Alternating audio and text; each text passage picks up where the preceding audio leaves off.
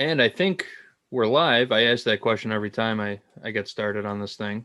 But here we go. Welcome, everyone, to another exciting episode of the Coach's Playbook, where, based on your feedback, we discuss the things that we think you want to hear about. Today, we're here with Dan and Hogue, naturally, who are always here. Jack's missing. Mick is missing. I'm JD, filling in. Uh, Glad to have everybody with us. Thank God you're here, JD. The What would you guys do dancing without me? bear. So today we're going to talk a little bit about stepping away and taking a break from your trading, which we all know is important. You need time to decompress. Everybody does it in a different way. So I thought we'd just go around the horn and kind of talk about, our past experiences with stepping away and kind of how we deal with stress now. But first, Dan, you got a Funded Trader shout out for us? Absolutely. Big numbers coming up on the boards right now. But one in particular is Hussein A. He's up $4,500 right now, trading the NASDAQ. And then just to follow up to that one, we got Sean Longbottom up 2,200 trading. Let me just verify. The S&P 500. There you go. Stock index. It's the bread and butter for our traders, huh? Absolutely. NASDAQ, a couple weeks running again. They're moving again. NASDAQ's actually showing some positive life, which we haven't seen in some time. Yeah. Swings are getting wider. Volatility is kind of creeping up just a little bit. The divots are getting bigger. It's kind of like watching me play golf. Always Just keep replace your swinging. divot, right? So Dan, you want to get us started? What's been your experience with getting away from the market and just kind of regrouping? Yeah, I mean, it all, ever since I was a little kid too, like taking time away from stuff was so important. If it's traveling, if it's just that little staycation, which I think we've gotten a lot of here this last year, there's really not a whole lot to do. Traveling's not the easiest thing to do. But taking that time off is so vital, whether you're doing well or doing poor. If you're on a heater, you start to recognize things are slowing down, taking a little bit of time away, going to do something. I mean, my big thing is when you're signing off, you are completely signing off. You're not watching, what are stocks doing? Maybe you're going to get the notification on your phone at the end of the day. Dow's up, Dow finished the session up 200. Okay, cool. But you're not paying attention to what's happening. You're truly signing out. When you truly sign out, you can decompress. Because the one thing I always say to a lot of these traders is, I'll talk to traders and, oh, well, I'm up at, from 2 to 6, then I close my eyes for an hour, and then I'm back trading from 7 till 2:30, go pick the kids up from school, come back, check the close. And I think to myself, that sounds miserable. Take time away. Like, don't let these markets become, in a sense, that ball and chain that's holding you to it. You got to kind of have that balance, separate some time for yourself. It's so important to always have that time for yourself to actually get out and enjoy life. That's what we do this for. Spend some of that money, have a little fun with it, and treat yourself. Oh, for sure. It puts you in a different mindset, relaxing yourself. And I understand for some people, just the thought of taking time off can kind of stress you out. So maybe think about planning it way ahead of time. The first trading group I was with, we would take 6 weeks off at the end of the year, basically from like Thanksgiving to the middle of January. We were gone. And it was the perfect time off. You have 2 weeks to kind of clear your head, then a month to just completely relax, and then 2 more weeks to sort of build yourself back up to get back into the game for another year, and then we just bust ass all year long. And that's not the same for everybody. Obviously, not everybody can do that, but where we were in the business at that time, at that place, like that was very, very doable. The markets are always slow. We knew there was not going to be much going on. It was just the right thing to do. 6 weeks, that's big. Yeah, it was pretty common too. The bomb pit was always dead. We were 2. At the We end of the year. took the last 2.5 off every year at the end of the year. Mhm. Hogue, what was your time off around those times? Mine?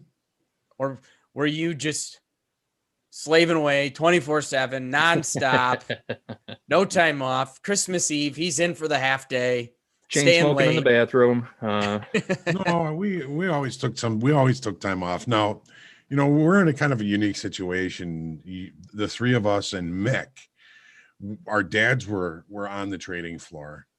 I know, we had our place in Lake Geneva, Dan place in Lake Geneva, Mick place in Lake Geneva, JD place in Michigan.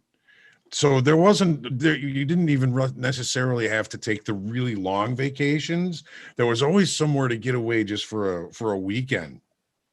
It's always nice to take the long vacations. I mean, when I was 24, I paid my rent off and bills and everything, and I got on a motorcycle and I left town for 3 months. I took a motorcycle trip to Canada, all the way down the coast of California to Mexico, and all the way through the Rockies.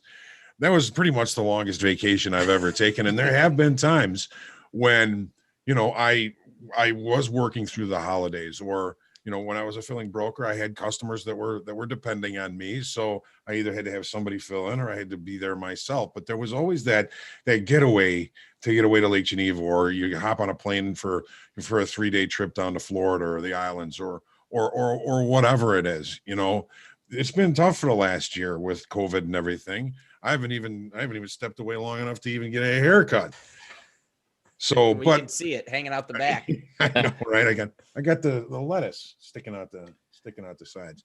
I'm actually, as soon as we're done filming this, I'm leaving to get a haircut. I'm going to get rid of this little Jerry curl mullet thing that I got going on. It'll be nice and fresh for next week. I got mine last Friday. So I don't know. I'm thinking about letting mine grow so I can really look like an aging rock star or something like that. Just something you would want to be, We always want to be an aging rock star. Wouldn't it be fun? But no, even this short little getaways are important. Now, I don't know about your dads, but my dad always paid for the big family vacation, but seemed like he was too busy to go on the vacation. I think he needed a vacation from us. I got into it, the vacationing thing, because I look back at my dad, and there was a running poll in the options pit of how many days off HDG was going to take. How many days was he going to take? Because he was big on month-long vacations. He had a group of friends he would go with, and they would leave for a month. And, from the bull runs in Spain to reindeer sledding in the Arctic Circle, I mean, doing some wild vacations. And he would go to these places. He had no service. This is back when he was carrying a flip phone and the old school BlackBerry that you could get your quotes on. And he'd go places he couldn't take any of that stuff with him. And his lesson to me was always take that time off. I mean, we've talked about it summer. He took off Friday. He left the floor at 10:30 in the morning. After a number came out and things calmed down, he'd leave at 10:30. He'd take Monday off, and he'd work Tuesday, Wednesday, Thursday. Those were his days. And that's applied to me because I learned my lesson probably 4.5, 5 years ago. Probably it was in the summer, and I was down on the floor, and he looked at me at about 10 o'clock and said, "Hey, I'm getting in the car, go to the lake. You want to just ride with me?" I'm like, "It's 10 o'clock, Dad. I'm going to stay until the close 2:15. I'm going to hang out. I'm going to try and make some more money." I lost money. I showed up to the house at about 5:30 after sitting in traffic. And he looked at me and goes, "So I got the P&L statement. Should have left with me, huh?" And it was a prime example of, there's just time to take it off. Don't feel like you got to push it all the time. Dad always knows best. Yeah, he's been around this one for a while. His dad did it too. So I'm third generation over here. Yeah. And if you're planning out a trip too, you don't want to be the bummer on the trip if you're going with other people. So if you're leaving town next week, maybe stop training a couple days before, just to totally get it off your plate, close out all your positions, get it out of your mind, and just kind of focus on relaxing. Yeah, you don't want to go away and have a position on, even if you're pretty flat, but still have something on, and something does happen. There could be that anomaly, that black swan event that could change things and ruin everything. Or you're sitting there and you're like, hang on, I got to go into the conference center to use the computer to take a look at quotes to see where I'm at. You don't want to be that guy. No, absolutely not. No, I was in Myrtle Beach on 9/11, so no positions there. Good. Do you guys feel like sometimes our trading or the markets or something outside of actually planning some time off tells us, hey, it's time to take some time off? 100%. When you're in a rut, when you get to step away. And it's good to be spontaneous with it too. As long as you can step away and really step away and not just, there's something to be said about taking a quick walk around the block just to gather your thoughts. But, if you're dropping a 30-year account in a month, you need to take some serious time off and reevaluate. So you got to be able to literally just walk away and not even look at it for a week at least. For me, it's big. One of my big recognitions is when I'm on that heater, knowing to take time off after I'm doing well, because you'll have that run for 3, 4, 2 weeks, 2 days, whatever it is. You kind of go on that run, and I recognize it for me. When it's over fast, and those expectations. And this is why I say all the time to traders, trade what you've got, not what you want. Manage that expectations. Don't come in thinking today was going to be like yesterday, because I'm fallible for it too. I'm having a good run. I find myself saying, you know what? I've been killing it the last 2 weeks. I'm going to put on a little bit more size today. I know it's going to go in my favor. And as soon as I start to do that is when that heater is over and I got to step away. So I've learned to recognize when I'm starting to plateau, things are slowing down, and there's got to be a pullback at some point, and I just try to avoid that pullback.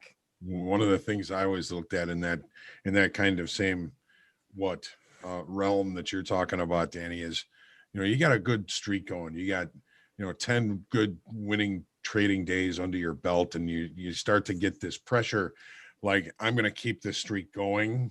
That was always a pretty good warning sign. You need to take a day off. I break the streak on my own, take a couple of days off, get out of town, come back, no streak, no pressure. A lot of folks seem to have a hard time the day after a big winning day as well. We tell traders all the time, this is a big winning day you just had. Think about taking it easy tomorrow. Just like Dan said, you're going to start thinking, well, I got some of their money I'm playing with, and it's never their money. It's always your money, and it's yours to protect and stay in your process. Every time I've said, I'm a master of trading now. I don't have to do the homework. I know there's danger at the door. So when I start to feel that, I think, you know what? Maybe it'd be better if I just took a little hiatus. I got a couple of little hiatuses coming up, I think. Yeah. I've had a couple already this year. I'm going to continue to take them. I can't run for full bore for a month or two. I got to stop. That's something for me too. Even if it's not working, but it's not trading, it's not being active, it's just keeping an eye on the market, because I can't run for a month or two straight, because it is exhausting. It's mentally draining, and that affects my life outside of work and trading. And I don't want that to be hindered. I like to still enjoy my nights and my weekends, and I want to get a good night's sleep. And when I'm thinking too seriously about these markets, it hinders everything else. So there's got to be that major balance. And that's why having times that you're going to be trading, be strict about that. Hold yourself accountable. Treat yourself at night. Go do something fun. I find one of my favorite things is, since moving to Lake Geneva full time, every day after market close, I grab the dog, we hop in the truck, we go for a little ride, and then we go through the little state park and go for a walk, and he gets to play. I get to sit outside with no cell phone service, because it's a good spot where there's no service, and just relax. And even if it's that hour, 2 hours of running around, throwing the stick for the dog, really helps. It must be where you are every time I try to call you, Dan. Yeah, pretty much. I get a notification. Instead of saying Hogue, it says Scam. So do Those not are great call. points. Check your emotional intelligence. Sometimes you don't realize how your attitude is affecting the people around you too. So maybe you could step back and realize when it's time to take a break there too. And just Without a adding doubt. on to another thing that Hogue said, statistically speaking, just from traders that we talk to here all the time, you know, chances are that your worst day ever is going to come the very next day after your best day ever. So Just always seems be to wary happen for that way. that windfall, you know.